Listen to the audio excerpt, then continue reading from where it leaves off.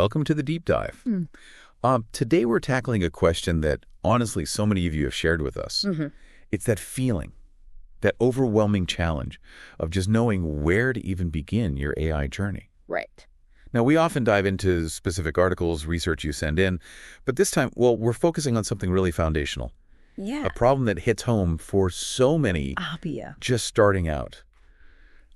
How do you navigate just the sheer volume of resources out there? It's so easy to feel lost, before you've even really begun. Absolutely. And that feeling, that resource anxiety, it's exactly what we want to cut through today. Right. Think of this deep dive as maybe your curated map. Yeah. Through that really dense jungle of AI learning material. I like that. A map. Yeah, we've sort of sifted through the noise to bring you some of the most impactful, classic books and online courses. And they're specifically chosen to help you build a really solid foundation, avoid those common pitfalls, and actually build some momentum. You hit on something crucial there. Resource anxiety syndrome. That's a great term for it. It feels like a real phenomenon, especially in AI, right? Oh. Because it moves so fast. It really is. Can you unpack that a bit? Like the psychological trap behind it. Why is it maybe more intense with AI compared to, learning Python or something? That's a great question. The trap is kind of twofold, I think. First, our time and attention are just so limited. We all know that. Right. Finite resources. Exactly. But the volume of shiny new AI resources, it feels endless. And when people first start, there's this huge temptation. You want to pick the stuff that looks really hard or flashy or super theoretical. Yeah, you feel like you should be tackling the hardest thing first. Right. Impress yourself, maybe. But the problem is you get like 3 pages in or maybe 20 minutes into a video, and you're just completely lost. You're ready to give up, and that just kills your confidence right out of the gate. Oh, definitely. Been there. Yeah. And the second part of the trap is this illusion that picking the most impressive resource somehow makes you an expert faster. Okay. But what's really crucial for beginners isn't how impressive it sounds. It's finding resources you can actually understand and learn from. Consistent, steady progress in those early stages. It really comes down to 2 key things. Okay, what are they? 1, establishing really correct fundamental concepts, getting the basics right. And 2, pairing that learning with simple, hands-on practice. That combination builds this crucial sense of achievement. It keeps you going. That makes perfect sense. Without that little win early on, it's just too easy to stop. Yeah, finding that sweet spot. Challenged, but not drowning. Feeling like you're actually building something, not just staring at equations. Exactly. But, some people might argue you need that strong theory first, so you're not just copying code without understanding. How do you balance that, especially if someone's maybe a bit intimidated by coding? That's where the right resources are just invaluable. The books and courses we're going to talk about, they're specifically chosen because they blend theory and practice so well. Oh, good. So for books, I've got 2 classics that I think really nail this balance. Right, let's hear. The first one is Deep Learning with Python. It's written by Francois Choulet. Oh, Choulet, yeah, the creator of Keras. Exactly. The Keras library, super popular deep learning API. His name is pretty much synonymous with making this stuff accessible. So what's the real, key insight from his book for a beginner? Well, what's really great about Choulet's approach is how he just demystifies that black box idea of neural networks. He doesn't just tell you what happens. He gives you this almost gut feeling, an understanding of why the pieces fit together like they do. Okay. Less math, more intuition. Kind of. Instead of hitting you with heavy math formulas up front, he explains the core concepts directly, intuitively. He answers those basic questions like, okay, how is a neural network actually put together? Why do we even need training? What's really happening during training? And crucially, the book is just packed with Python examples. Ah, practical stuff. Yeah, extensive practical examples. Every chapter basically has a runnable mini example. So you're learning by doing, right there on the page, essentially. So you're seeing the structure, the logic, by actually running the code. That must be a real aha moment for a lot of people, shifting from abstract ideas to practical engineering. Exactly. It builds that intuition in a different way. I know for me, seeing Keras code actually made some abstract concepts finally click. Yeah. So who's this book really perfect for? It's ideal for anyone, really. Someone with maybe no engineering background at all. Okay. Absolute beginners. Or, anyone who just wants to understand step by step how these models get built. If you felt intimidated by the math or theory elsewhere, this is a really gentle way in, but still gives you a solid grasp. That sounds incredibly useful. Right. All right, what's book number 2? Does it build on Charlotte, or is it a different kind of path? The second one I really recommend is Hands-on Machine Learning with Scikit-learn, Keras, and TensorFlow. It's by Aurélien Gérin. Okay. I kind of like to call this book your AI self-study combat coach. Ah, combat coach. Why is that? Because it really equips you to just immediately start building projects, like right away. Oh, nice. It's incredibly comprehensive. It starts with the basics, fundamental machine learning methods, linear regression, decision trees, SVMs. Support vector machines, right, for Exactly. classification down. Exactly. Powerful stuff. Then it progresses smoothly into more advanced topics. Deep learning, CNNs. Convolutional neural networks for images. Yep. Think image recognition. And RNNs, recurrent neural networks, great for sequences like text or time data. It even gets into generative models, the stuff that creates new content. Wow, that's a lot of ground. It is. And the fantastic part is it's just loaded with practical examples and complete code. Code you can basically take and run or adapt for your own little projects. I still keep my copy nearby. I can see why you call it a combat coach then. Sounds like it gives you the weapons to actually build things.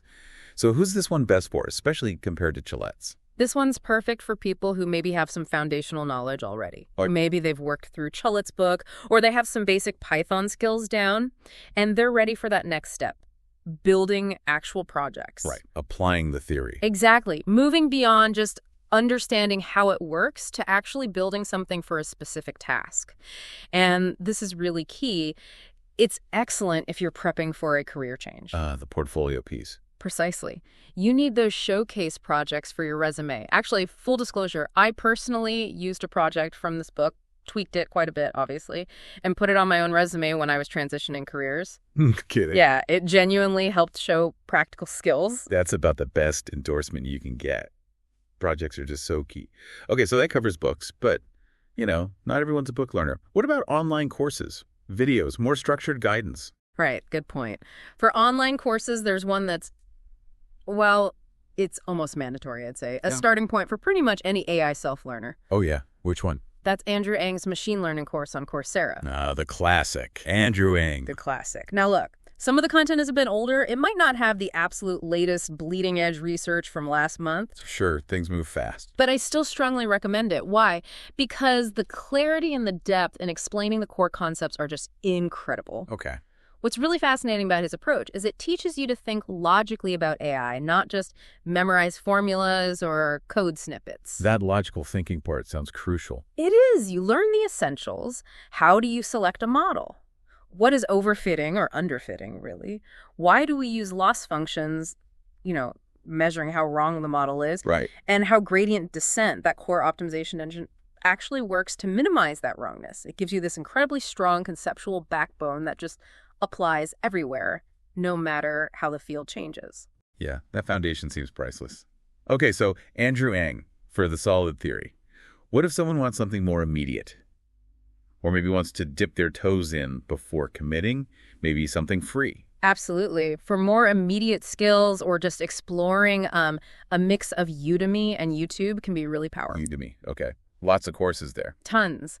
But you need to be selective. The key principles. First, always check the reviews. Aim for 4.5 stars or higher. Real student feedback. Good tip. Second, check when it was last updated. AI moves fast. You don't want stale content.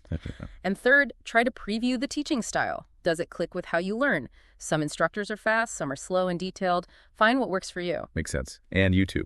Any specific recommendations there for free stuff? Oh, YouTube is a goldmine for this. Channels like Free Code Camp, StatQuest, Code Basics. They're excellent starting points. StatQuest. I think I've seen those with the animations. Yeah, StatQuest is amazing. It breaks down really complex stats concepts into these super digestible, often pretty funny animations. Bam! Concept explained. Nice. So yeah, these free resources are perfect for just gauging your interest. See if a topic really clicks before you invest time and maybe money into a full course. Okay, so we've got Shola for intuitive foundations, Sharon for project building, Andrew Ham for core concepts, Udemy for practical skills, YouTube for free exploration. That's a lot of great options. It is. But how does someone actually choose? Standing there looking at all this, how do you avoid falling right back into that resource anxiety? Right. The million-dollar question. I boil it down to 3 simple but really practical principles for picking stuff. Okay, lay them on us. First, look at reviews, not sales figures. Yeah. Seriously, what actual students say is way more reliable than a bestseller tag or how many thousands enrolled. Got it. Peer reviews matter. Second, examine the syllabus, not just the flashy title. Beware of courses promising, learn AI in 3 days. Yeah, red flag. Big red flag. They often lead to just giving up because, well, it's impossible. A good syllabus shows you the actual step-by-step journey. Makes sense. And the third. Third, consider your actual available time, not just your ideal dream scenario. Be honest with yourself. Ooh, that's a tough one sometimes. It is, but it's critical. Choose resources you are genuinely likely to complete given your current life situation. Don't bite off more than you can chew. Remember, slow and steady progress is so much more valuable than starting something huge and then abandoning it. Finish the small course rather than quit the massive one halfway. Exactly. That sense of completion builds momentum. That's such good advice. Manage expectations, be realistic. Okay, any final, super practical tips for listeners, things they can do day to day to make the learning stick better? Yeah, absolutely. My biggest tip is this. You don't need to finish entire books or courses in one go. Forget that pressure. Okay. The most effective way to learn this stuff is often in small, digestible chunks. Learn one concept, do one small exercise related to it, then right away try to start a tiny mini project using it. That learning by doing again. It really is the fastest method. It Yeah. engages different parts of your brain, makes it concrete. It's like building muscle memory, but for AI concepts. I like that analogy. And, just as crucially, make time for regular review. And record what you've learned, even if it's just a quick note, a sentence in a notebook, a digital doc, whatever. Why is recording it so important? Because those little notes, those summaries, they become like future nourishment. They reinforce things, and when you look back, you see how far you've actually come. They stack up, build that sense of progress. Future nourishment. That's a great way to put it. Fantastic, actionable advice. For anyone feeling overwhelmed, maybe just starting with that one small concept, one small project. Yeah, that could be the key. Indeed, it really can be. And speaking of concepts, for our next deep dive, Yeah. we're going to tackle generative AI. Explain what it is using some simple analogies that hopefully make it really easy to grasp and remember. Oh, nice. That's obviously a huge topic right now. Looking forward to that breakdown. Me too. All right, well, if you listening have used any of the resources we talked about today, Chalet, Chiron, Eng, Udemy, YouTube channels, or if you have other favorites that really helped your AI journey, please share them in the comments. Yeah, definitely. Your experiences genuinely help everyone else figure this stuff out too. It builds a better community for all of us learning together. Mm-hmm. And of course, don't forget to subscribe to the Deep Dive. Keep that learning going. Keep making progress. We're here to help you navigate this fascinating world of AI, one deep dive at a time. That's the goal. Thanks for joining us, and we'll catch you on the next Deep Dive.